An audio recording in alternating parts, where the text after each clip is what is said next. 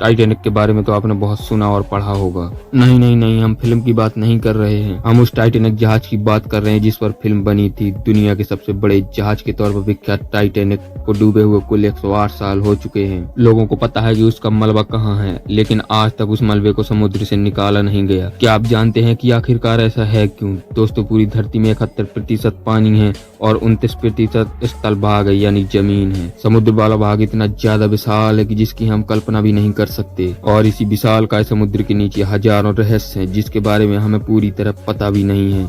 और इन्हीं सब कहानियों में से एक है टाइटैनिक जहाज। टाइटैनिक जहाज को लेकर हमेशा से यही कहा जाता है कि वो कभी डूब नहीं सकता है, लेकिन फिर भी वो डूब गया है। 15 अप्रैल 1912 को ये विशालकाय जहाज डूब गया था और इसके लगभग 73 साल बाद यानी 1985 में इसे ढूंढा गया, लेकिन इसे ढूंढने के 38 साल बाद भी इस जहाज को समुद्र से बाहर नहीं निकाला जा सका। तो सवाल ये उठता है कि आखिरकार इस जहाज को समुद्र से बाहर क्यों नहीं निकाला गया। आपको बता दें कि टाइटैनिक जहाज के डूब जाने के बाद वैज्ञानिकों ने इसे ढूंढने की जी जान से कोशिश की। आखिरकार 1985 में अमेरिकी नेवी ऑफिसर और आर्कियोलॉजिस्ट रॉबर्ट विलार्ड अपनी टीम के साथ टाइटैनिक को ढूंढने के लिए मिशन पर निकल पड़े। फिर उन्हें पता चला कि टाइटैनिक कहाँ पर है और किस हाल में है। जहाज को ढूंढने के बाद उसके कई रहस्यों के बारे में पता चला जिसने पूरी दुनिया को हैरान कर दिया। वॉशिंगटन पोस्ट के मुताबिक टाइटैनिक समुद्र की 12,000 फीट की गहराई में डूबा था। टाइटैनिक द न्यू एविडेंस इस रिपोर्ट के मुताबिक ये जहाज डूबने से पहले बिल्कुल सही सलामत था, लेकिन टाइटैनिक जैसे जैसे समुद्र की गहराई में समाता गया वो 2 हिस्से में टूटता चला गया।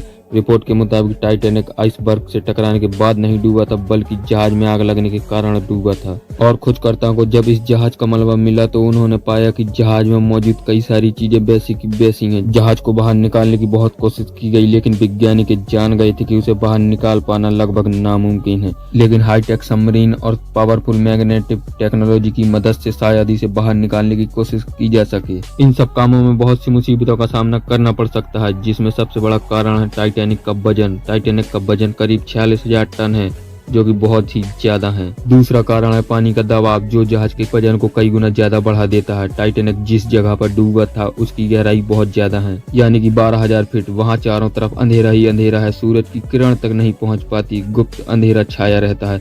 समुद्र की गहराई में तापमान भी 1 डिग्री सेल्सियस है, और इन विपरीत परिस्थितियों का सामना करते हुए किसी भी इंसान का इतनी गहराई में जाना और फिर वहां से लौटकर वापस आना बहुत ही जोखिम भरा काम होता है। ऐसे में यहाँ से मलबे को निकाल कर लाना तो बहुत दूर की बात है। समुद्र की गहराई में 4 किलोमीटर नीचे पड़े मलबे को विपरीत परिस्थितियों का सामना करते हुए बाहर निकाल कर लाना लगभग नामुमकिन है। वैज्ञानिक भी इतनी पावरफुल सबमरीन नहीं बना पाए जो इतने विशालकाय जहाज को आसानी से ऊपर ला सके। पिंग पोंग बॉल से बाहर निकालने की तरकीब। शुरुआत में वैज्ञानिकों को इस जहाज को बाहर निकालने का कोई प्लान नहीं था, लेकिन फिर कुछ तरीके के जरिए टाइटैनिक को बाहर निकालने का प्लान बनाया गया, जिनमें से पहला प्लान था पिंग पोंग बॉल के जरिए बाहर निकालना। वैज्ञानिकों ने तरकीब लगाई कि वो टाइटैनिक जहाज में पिंग पोंग बॉल भर देंगे ताकि ये सभी बॉल ऊपर की तरफ दबाव डालें, और फिर ऐसा करके सबमरीन की मदद से जहाज को ऊपर खींच लिया जाएगा। लेकिन ये प्लान फ्लॉप हो गया, क्योंकि कुछ वैज्ञानिकों ने तर्क दिया कि पिंग पोंग बॉल समुद्र की गहराई में जाते ही फट जाएंगे।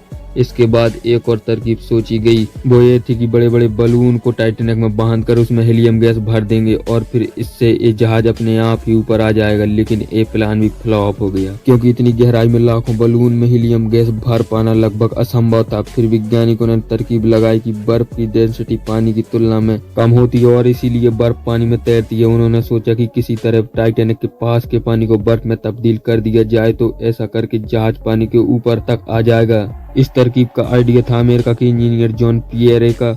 एक के बाद एक सभी आइडिया फ्लॉप। उन्होंने अपनी रिसर्च में बताया कि इसके लिए अधिकतम मात्रा में लिक्विड नाइट्रोजन की जरूरत पड़ेगी, और ये आइडिया बेशक कमाल का था, लेकिन ब्रिटिश गैस कंपनी के मुताबिक इसे अंजाम देने के लिए करीबन ½ मिलियन टन लिक्विड नाइट्रोजन की जरूरत होगी। अब सबके मन में सवाल आया कि इतनी मात्रा में नाइट्रोजन समुद्र की गहराई तक ले जा पाना लगभग नामुमकिन है, और ऐसे करके ये आइडिया भी फ्लॉप हो गया। इसके बाद एक शिप बिल्डिंग कंपनी ने आइडिया दिया कि सबसे पहले टाइटैनिक पर लगी गंदगी और जंग को साफ करना पड़ेगा, और इसके लिए एक पावरफुल वैक्यूम क्लीनर की जरूरत होगी। फिर टाइटैनिक को एक मोटी सी जंजीर में बांधकर उसे एक सबमरीन से जोड़ दिया जाएगा, जिससे उसे ऊपर लाया जा सके। लेकिन इस प्रोजेक्ट को अंजाम देने के लिए 20 मिलियन किलोवाट की बिजली की आवश्यकता हो गई। जिन वायर के जरिए यहाँ तक बिजली पहुँचाई जानी होगी उनके फटने की संभावना हो सकती है। इसलिए इस आइडिया को भी यहीं पर रोक दिया। कई कंपनियों ने इसे बाहर लाने के प्लान भी बनाया, लेकिन इसे बाहर लाने में इतना खर्चा है जिसकी भरपाई भी नहीं की जा सकती। भरपाई अगर होती भी है तो इसके लिए 100 साल से भी ज्यादा का समय लग सकता है। और भले ही इस जहाज से लोगों के इमोशन जुड़े हों, लेकिन कोई भी कंपनी इतना खर्चा टाइटैनिक को बाहर लगाने के लिए नहीं लगाना चाहती, क्योंकि ये बहुत ही रिस्क भरा काम हो सकता है। गल रहा है टाइटैनिक का मलबा। रिपोर्ट के मुताबिक टाइटैनिक का मलबा समुद्र में अब तेजी से गल रहा है। इससे उसे बाहर निकालने का कोई फायदा ही नहीं होता। आने वाले 20 से 30 सालों में टाइटैनिक का मलबा पूरी तरह से गल जाएगा और समुद्र के पानी में घुल जाएगा। समुद्र में पाए जाने वाले बैक्टीरिया टाइटैनिक के लोहे को तेजी से खा रहे हैं और जिस वजह से उसमें जंग लगता जा रहा है और बढ़ता जा रहा है। ये समुद्र में बैक्टीरिया रोजाना लगभग 180 किलो मलबा खा जाते हैं। हाँ, 180 किलो। ऐसे में टाइटैनिक की उम्र ज्यादा नहीं बची, इसीलिए इसके मलबे को बाहर निकालना समझदारी नहीं होगी बल्कि बेवकूफी होगी। लेकिन वहीं अटलांटिक महासागर में साल 1912 में डूबे टाइटैनिक जहाज हादसे को लेकर बातें हो रही हैं। वजह यह है कि 5 लोगों को इसका मलबा दिखाने ले गई एक पनडुब्बी लापता हो गई। कंपनी ओशियन गेट ने पनडुब्बी में सवार सभी 5 लोगों की मौत की पुष्टि कर दी थी। अब कुछ लोग इस तरह के एडवेंचर की काफी आलोचना कर रहे हैं। इनका कहना है कि जिस स्थान को कब्रगाह माना जाना चाहिए उसे दिखाने के लिए लोगों को ले जाया जा रहा है वो कोई दर्शनीय स्थल है क्या, जबकि इस तरह के ट्रेवल की तुलना सुसाइड मिशन से की है। आज भी इसका मलबा वहीं पड़ा है और इसे निकाला नहीं जा सकता। हालिया घटने में शामिल लोग इसी मलबे को देखने के लिए गए थे।